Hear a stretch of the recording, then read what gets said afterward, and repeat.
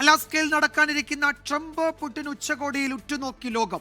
Indian സമയം രാത്രി 12:30-ക്കാണ് അലാസ്കയിലെ ആങ്കറേജിലെ നിർണായക ചർച്ചകൾ.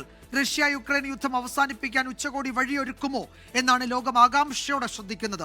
അമേരിക്കയുടെ തീരുവ യുദ്ധ പ്രഖ്യാപനത്തിനിടെ ഇന്ത്യക്കും ഉച്ചകോടിയിലെ തീരുമാനങ്ങൾ നിർണായകമാണ്. അലാസ്കയിലെ ആങ്കറേജിൽ നിന്ന് 24 പ്രതിനിധി മധു കൊട്ടാരക്കര തത്സമയം ചേരുന്നു. മധു കൊട്ടാരക്കര, നമ്മൾ ലോകമാകെ സമാധാന പ്രേമികളാകെ കാത്തിരിക്കുകയാണ് ട്രംപ് പുടിൻ ഉച്ചകോടിയിൽ എന്ത് സംഭവിക്കുമെന്നത്. മറ്റൊന്ന് ഇന്ത്യയെ സംബന്ധിച്ചും നിർണായകമാണ്. നമ്മൾ നേരത്തെ സൂചിപ്പിച്ചതുപോലെ അമേരിക്ക ഈ തീരുവ യുദ്ധത്തിൽ ഇന്ത്യയെ ഒരു എതിരാളിയായി പ്രഖ്യാപിച്ച സാഹചര്യത്തിൽ ഈ ഉച്ചകോടിയിലെ തീരുമാനങ്ങൾ ഇന്ത്യക്കും നമുക്കും നിർണായകമാണ്. എന്താണ് ഏറ്റവും പുതിയ വിവരങ്ങൾ അവിടെ അലാസ്കയിൽ നിന്ന് പങ്കുവെക്കാനുള്ളത് മധു? വിജയകുമാർ പറഞ്ഞതുപോലെ ഇന്ത്യയും അതുപോലെ മറ്റ് ലോകരാജ്യങ്ങൾക്കും ഒക്കെ വളരെ നിർണായകമാണ് ഈ യുക്രൈൻ യുദ്ധം പറഞ്ഞ് അവസാനിപ്പിക്കുകയും അവിടെ സമാധാനത്തിന്റെ വെള്ളരിപ്രാവുകൾ പറക്കേണ്ടിയൊക്കെ വരുന്നത്.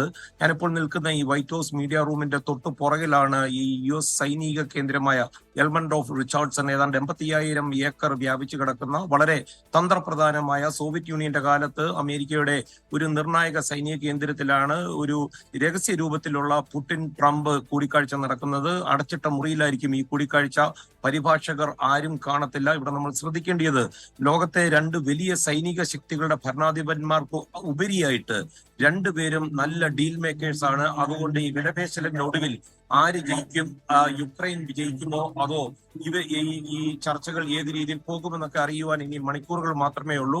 അതേസമയം ഈ ചർച്ചകളിൽ ഒരു ലിസണിംഗ് മോഡിലായിരിക്കും വരുന്നതെന്നാണ് ഡൊണാൾഡ് ട്രംപ് പറഞ്ഞിരിക്കുന്നത്. അതായത് പുടിന് പറയാനുള്ളതെല്ലാം കേൾക്കുക, അത് നല്ല രീതിയിൽ പോകുകയാണെന്നുണ്ടെങ്കിൽ ആ മീറ്റിംഗ് തുടർന്ന് പോകും. ഇത് നല്ല രീതിയിൽ പോകില്ല എന്ന് ആദ്യഘട്ടത്തിൽ തന്നെ മനസ്സിലാകുകയാണെന്നുണ്ടെങ്കിൽ ആ മീറ്റിംഗ് ഉപേക്ഷിച്ച് പോകും. അതിനുവേണ്ടി അധികം സമയം കളയത്തില്ലെന്ന് ഡൊണാൾഡ് ട്രംപ് പറഞ്ഞു കഴിഞ്ഞിരിക്കുകയാണ്. എന്നാൽ വൈറ്റ് ഹൗസിൽ നിന്ന് അദ്ദേഹം എത്തിക്കൊണ്ടിരിക്കുകയാണ്. ഏതാണ്ട് 1 മണിക്കൂറിനകം ഇവിടെ എത്തും. അതിന്റെ തൊട്ടു പിന്നാലെ വ്ളാദിമിർ പുടിനും എത്തും.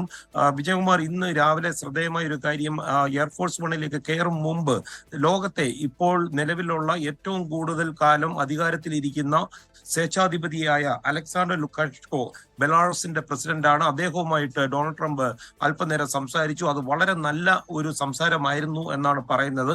എന്നാൽ ഇത് യൂറോപ്യൻ രാജ്യങ്ങളിലും പ്രത്യേകിച്ച് യുക്രൈനിലുമൊക്കെ അലോസരം പെടുത്തിയിട്ടുണ്ട്. കാരണം യുക്രൈൻ യുദ്ധത്തിന് റഷ്യ ഏറ്റവും കൂടുതൽ സഹായിക്കുന്ന റഷ്യയുടെ പ്രധാന സഖ്യകക്ഷിയും വ്ളാദിമിർ പുടിന്റെ മനസാക്ഷി സൂക്ഷിപ്പുകാരനുമായിട്ട് നല്ലൊരു രീതിയിലുള്ള ഒരു ചർച്ച നടന്നു എന്നുള്ളത് ചില സംശയത്തിന്റെ ചോദ്യങ്ങൾ ഉയർത്തുന്നുണ്ട്.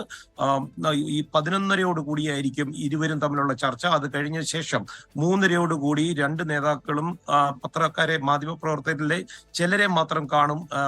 മാധ്യമപ്രവർത്തകർക്ക് എല്ലാവർക്കും അവിടെ പ്രവേശനമില്ല.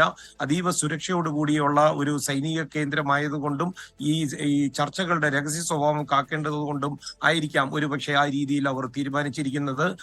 ഭൂമി വിട്ടുകൊടുക്കുന്നത് സംബന്ധിച്ചുള്ള ചർച്ചകൾ ഉണ്ടാകുമോ ഇല്ലയോ എന്ന് ചോദിച്ചപ്പോൾ ട്രംപ് കൃത്യമായിട്ടുള്ള ഒരു ഉത്തരം പറഞ്ഞിട്ടില്ല. അതേസമയം യൂറോപ്യൻ യൂണിയനും സെലൻസ്കിയും അത്തരം ഒരു ചർച്ചകൾ അവിടെ നടക്കാൻ പാടില്ല എന്നുള്ള രീതിയിലാണ് പോയിരിക്കുന്നത്. അതേസമയം ഇന്നലെ വൈറ്റ് ഹൗസ് ഓവൽ ഓഫീസിൽ മാധ്യമപ്രവർത്തകർ ചോദിക്കുമ്പോൾ യുക്രൈന്റെ ധാതു നിക്ഷേപമുള്ള സ്ഥലങ്ങളിലേക്ക് റഷ്യക്ക് കൂടി അവകാശം കിട്ടുന്ന രീതിയിൽ എന്തെങ്കിലും ഉണ്ടാകുമോ എന്ന് ചോദിച്ചപ്പോൾ അത് ചിലപ്പോൾ പരിഗണിച്ചേക്കും എന്നുള്ളൊരു സൂചന ഡൊണാൾഡ് ട്രംപ് നൽകുകയും ചെയ്തിട്ടുണ്ട്. വിജയകുമാർ. യെസ്, അലാസ്കയിലെ ആങ്കറേജിൽ നിന്നാണ് മധു കൊട്ടാരക്കര വിവരങ്ങൾ നൽകുന്നത്.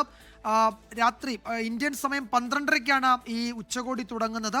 ഒരു സംയുക്ത വാർത്താ സമ്മേളനം ഉണ്ടാകുമെങ്കിൽ അത് ഇന്ത്യൻ സമയം 5 മണിക്ക് ശേഷമായിരിക്കും. ആ വാർത്താ സമ്മേളനത്തിൽ നിർണായക തീരുമാനങ്ങൾ, നിർണായക പ്രഖ്യാപനങ്ങളൊക്കെ ഉണ്ടാകുമെന്ന് നമ്മൾ ഇപ്പോൾ പ്രതീക്ഷിക്കുന്നു. ഈ യുദ്ധം അവസാനിപ്പിക്കുന്നതിലേക്ക് ഒരു പടി മുന്നേറാനുള്ള തീരുമാനങ്ങൾ ആ ഉച്ചകോടിയിൽ ഉണ്ടാകുമെന്നാണ് നമ്മൾ കരുതുന്നത്. അവിടെ നിന്നുള്ള തത്സമയ റിപ്പോർട്ടുകൾ പ്രേക്ഷകരിലേക്ക് മധു കൊട്ടാരക്കര നൽകും. നമ്മൾ 5 മണി മുതൽ നാളെ പ്രത്യേക ബുള്ളറ്റിനുണ്ട്. വാർത്താ സമ്മേളനത്തിൻ്റെ തത്സമയ വിവരങ്ങൾ ആ ഘട്ടത്തിൽ എത്തുകയും ചെയ്യും. ഇന്ത്യയെ സംബന്ധിച്ചും വളരെ പ്രധാനപ്പെട്ടതാണ്. ഈ തീരുവ യുദ്ധത്തിൽ ഇന്ത്യ റഷ്യ സഹകരണമാണ് അതിന് കാരണമായിരിക്കുന്നത്. അതിൽ എന്തെങ്കിലും തീരുമാനങ്ങളൊക്കെ ഉണ്ടാകുമോ ഈ ഉച്ചകോടിയിൽ എന്നതുകൂടി നമ്മളെ സംബന്ധിച്ചും നിർണായകമാണ്. അതുകൊണ്ട് ആ നിലയിലൊക്കെയുള്ള വലിയ വാർത്തകൾക്കുള്ള സാധ്യതയുണ്ട്. അതുകൊണ്ട് നാളത്തെ പകൽ എന്തു സംഭവിക്കും എന്നതിലൊക്കെ നിർണായകമാണ് ഈ അലാസ്കയിൽ നടക്കാൻ പോകുന്ന റഷ്യ അമേരിക്ക പുടിൻ ട്രംപ് നിർണായക ഉച്ചകോടി. വിശദാംശങ്ങളാണ് മധു കൊട്ടാരക്കര അലാസ്കയിൽ നിന്ന് നൽകിയത്.